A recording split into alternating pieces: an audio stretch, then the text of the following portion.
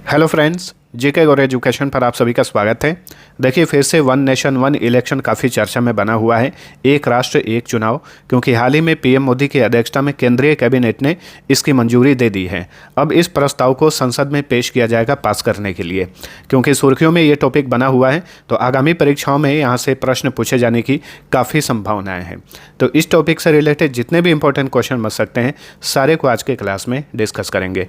तो अब चलिए शुरू करते हैं। आज का हमारा पहला क्वेश्चन है, एक राष्ट्र एक चुनाव का तात्पर्य क्या है, इसका मतलब क्या है, वो जान लीजिए।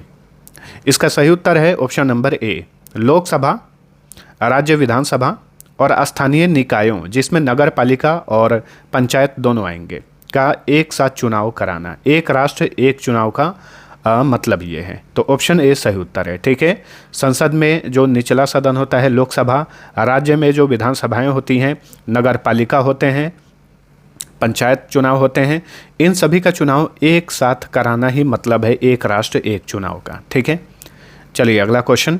वन नेशन वन इलेक्शन पर गठित समिति के अध्यक्ष कौन थे? वेरी इंपॉर्टेंट क्वेश्चन है, इसे ध्यान रखिएगा।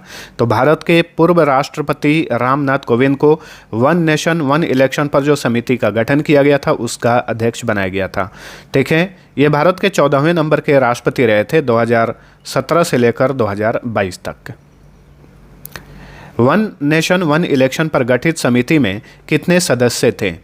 7 सदस्य थे। रामनाथ कोविंद सहित, अध्यक्ष सहित इसमें कुल 7 सदस्य थे। सभी सदस्यों के बारे में जान लीजिए। तो रामनाथ कोविंद थे, इस समिति के ये अध्यक्ष थे। संजय कोठारी, अमित शाह, हरीश साल्वे, एनके सिंह, डॉक्टर सुभाष कश्यप और गुलाम नबी आज़ाद। एक राष्ट्र एक चुनाव पर जो समिति का गठन किया गया था, उसके ये 7 सदस्य थे। ठीक है, जिसकी अध्यक्षता किए रामनाथ कोविंद। और देखिए, इसमें विशेष आमंत्रित सदस्य भी थे इस समिति में, अर्जुन राम मेघवाल और doctor Niten Chandra. Next, one nation one election पर कोविन समिति का गठन कब किया गया था? इस समिति का गठन पिछले साल किया गया था। कब? सितंबर 2023 में। Option B right answer. एक राष्ट्र एक चुनाव पर बनी उच्च स्तरीय समिति ने राष्ट्रपति को अपनी रिपोर्ट कब सौंपी?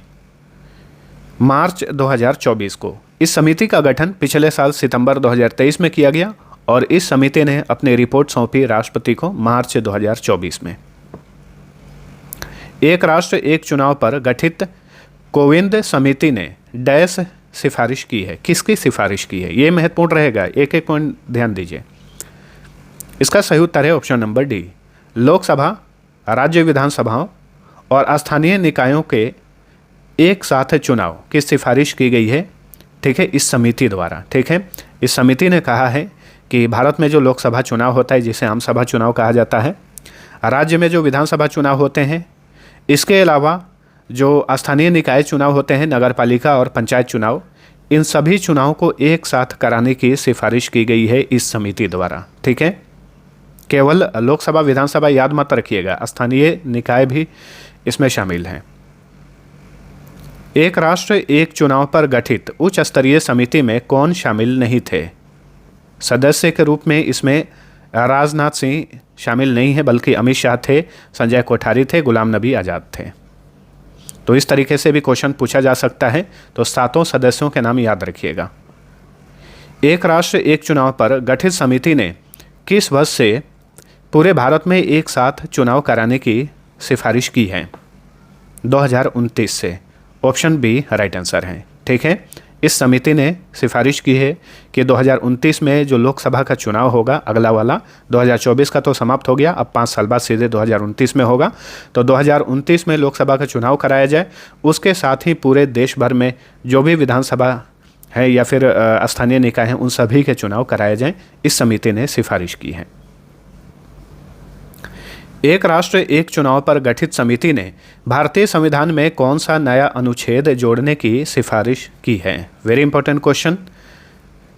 अनुच्छेद 82A जोड़ने की सिफारिश की है। तो ऑप्शन डी राइट आंसर। ठीक है, और ये प्रस्तावित जो अनुच्छेद है 82A, इस अनुच्छेद में कहा गया है कि सभी राज्य विधानसभाएं लोकसभा की पूर्ण अवधि की समाप्ति के साथ समाप्त हो जाएंगी।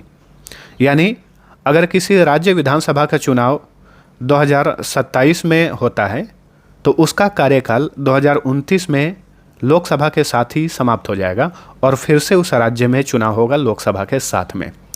तो कुल मिलाकर यही है एक राष्ट्र एक चुनाव का उद्देश्य। ठीक है, यानी 5-5 साल पर लोकसभा का चुनाव होता है। 2024 में हुआ, अभी हाल ही में, फिर अगला 2029 में होगा। तो इस बीच में जितने भी राज्य के विधानसभा चुनाव हों या फिर स्थानीय निकाय चुनाव हो, तो अगर किसी राज्य में 2026 में, 27 में या 28 में चुनाव होता है तो उस हिसाब से 2029 में उसका कार्यकाल खत्म हो जाएगा, फिर से 2029 में लोकसभा के साथ ही उसका चुनाव होगा। ठीक है, एक राष्ट्र एक चुनाव पर कोविन कमेटी ने कितने संवैधानिक संशोधन की सिफारिश की है?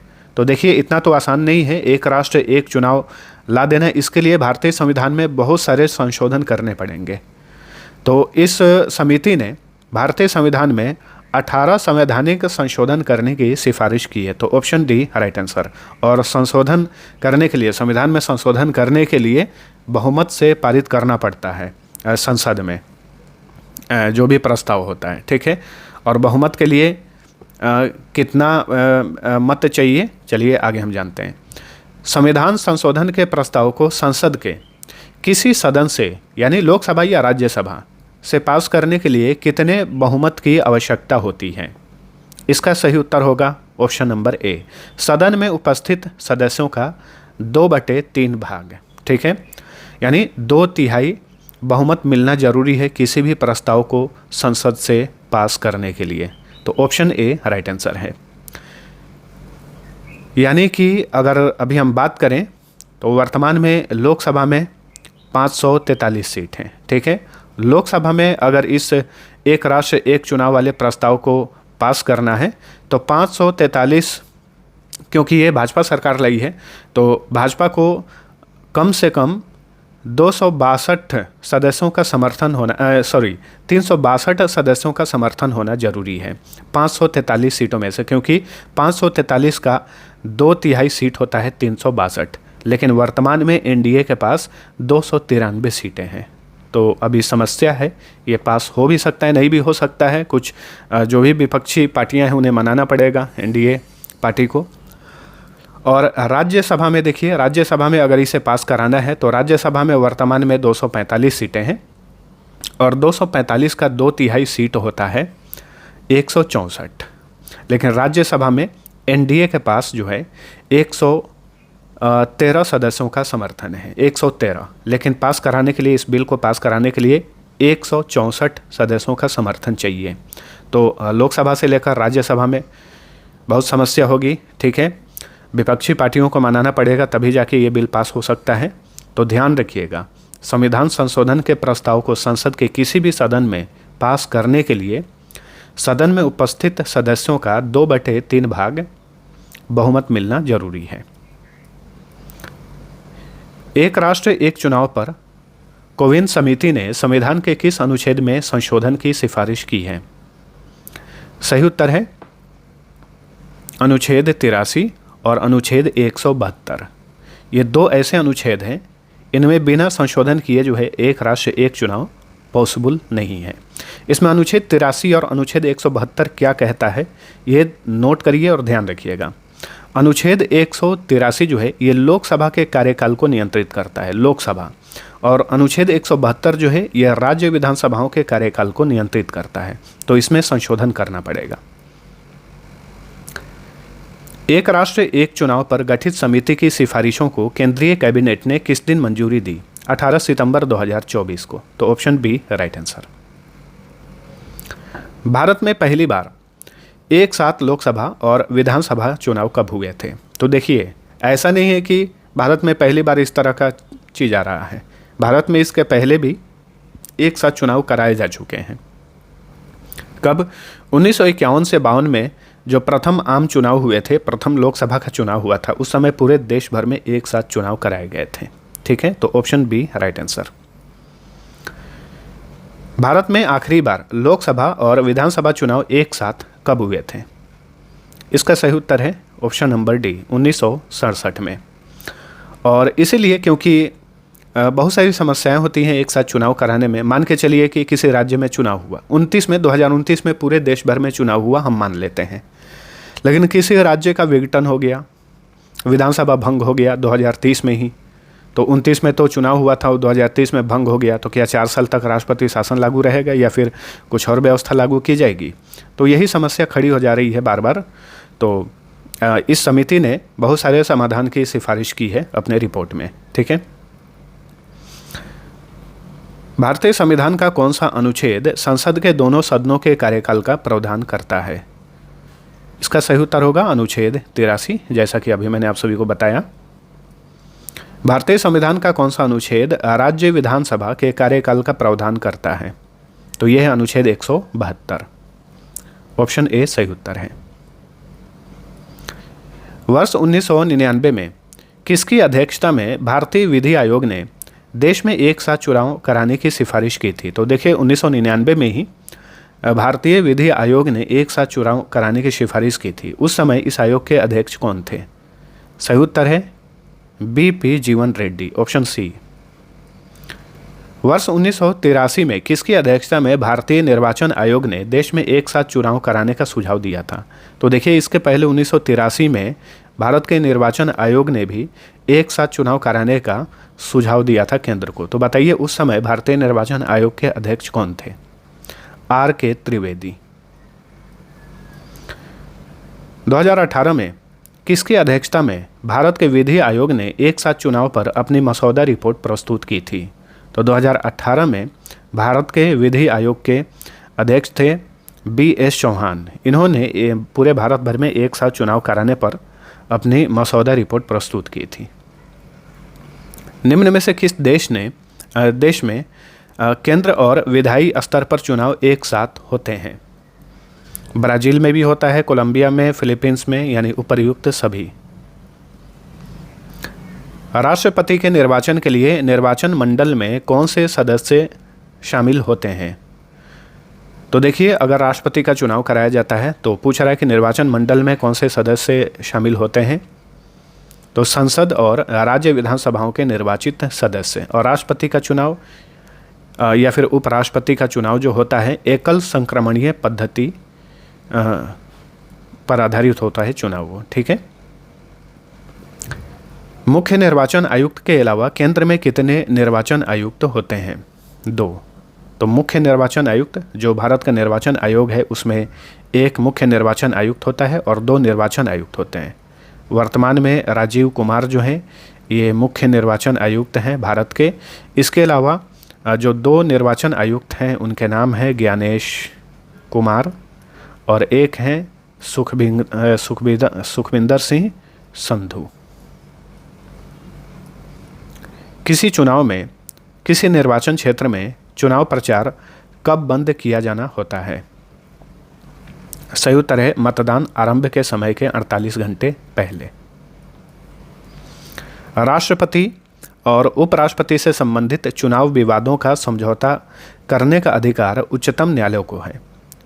यह उसका कैसा अधिकार है? मौलिक अधिकार है। भारत के मुख्य निर्वाचन आयुक्त का कार्यकाल कितने दिनों का होता है? 6 वर्ष या फिर 65 वर्ष की आयु, जो भी पहले हो। एक पंचायत के विघटन होने पर अधिकतम कितनी अवधि के भीतर उसके लिए चुनाव होना आवश्यक है? 6 माह के भीतर। तो ऑप्शन ए राइट आंसर। ठीक है, पंचायत चुनाव होते हैं, रिजल्ट आने के बाद अगर फिर से विघटित हो जाता है 6 माह के अंदर फिर से चुनाव कराना होगा। चुनाव लड़ना किस प्रकार का अधिकार है? तो देखिए चुनाव लड़ना जो है ये एक संवैधानिक अधिकार है। चुनाव लड़ना या फिर मतदान करना ये सारे संवैधानिक अधिकार हैं। भारत के राष्ट्रपति पद के लिए चुनाव लड़ने के लिए न्यूनतम आयु कितनी होनी चाहिए? यहाँ पे बहुत सारे बच्चे कंफ्यूज होते हैं। तो भारत का राष्ट्रपति बनने के लिए या फिर उपराष्ट्रपति बनने के लिए जो न्यूनतम आयु है वो है 35 वर्ष। तो ऑप्शन सी राइट आंसर है। ठीक है, वहीं भारत का प्रधानमंत्री बनने के लिए या फिर राज्यों का मुख्यमंत्री बनने के लिए न्यूनतम आयु 25 वर्ष, क्योंकि लोकसभा का चुनाव लड़ने के लिए न्यूनतम आयु 25 साल, विधानसभा का चुनाव लड़ने के लिए न्यूनतम आयु 25 साल। तो जाहिर सी बात है मुख्यमंत्री और प्रधानमंत्री जो है 25 साल के एज में ही कोई बन सकता है, उससे कम आयु में कोई नहीं बन सकता है। और इस तरह का भी क्वेश्चन होता है कि जो संसद में उच्च सदन है राज्यसभा, और भारत के वर्तमान में 6 राज्यों में राज्य विधान परिषद है। राज्य विधानसभा तो सभी राज्यों में है, राज्य विधान परिषद भारत के वर्तमान में 6 राज्यों में है। तो संसद का जो उच्च सदन है राज्यसभा, राज्यसभा जिसे कहा जाता है, और 6 राज्यों में जो विधान परिषद है, विधान परिषद, इसके जो सदस्य होते हैं, तो इनका सदस्य बनने के लिए कम से कम 30 साल की आयु होनी चाहिए, याद रखिए। भारत के प्रथम मुख्य निर्वाचन आयुक्त कौन थे? सुकुमार सेन थे। बहुत बार एग्जाम्स में ये पूछा गया है, ध्यान रखिए। लोकसभा और विधानसभा चुनाव लड़ने के लिए न्यूनतम आयु कितनी होनी चाहिए? अभी मैंने आप सभी को बताया था 25 साल, ठीक है। वहीं राज्यसभा और विधान परिषद का चुनाव लड़ने के लिए कम से कम 30 साल आयु होनी चाहिए। राज्यसभा और राज्य विधान परिषद का सदस्य बनने के लिए न्यूनतम आयु कितनी होनी चाहिए? 30 साल, ऑप्शन डी। भारत में किसी भी व्यक्ति के मतदाता के रूप में पंजीकरण कराने की न्यूनतम उम्र सीमा कितनी है? मतदाता के रूप में, इस बात पे ध्यान दीजिए। यानी भारत में कितने साल की आयु का कोई भी आदमी मतदान करने के लिए योग्य हो जाता है? 18 साल, ठीक है, ऑप्शन बी राइट आंसर। भारतीय निर्वाचन आयोग की स्थापना कब हुई थी?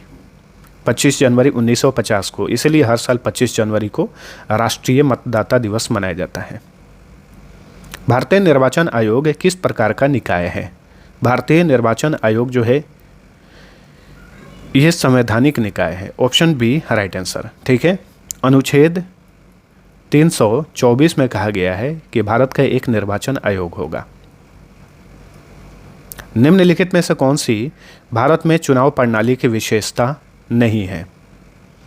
सही उत्तर है सांप्रदायिक निर्वाचन क्षेत्र, ठीक है। इसके अलावा ये सारी विशेषताएं हैं। सार्वभौमिक वयस्क मताधिकार, गुप्त मतदान, अनुसूचित जाति और अनुसूचित जनजाति के सदस्यों के लिए विधायिका में सीटों का आरक्षण।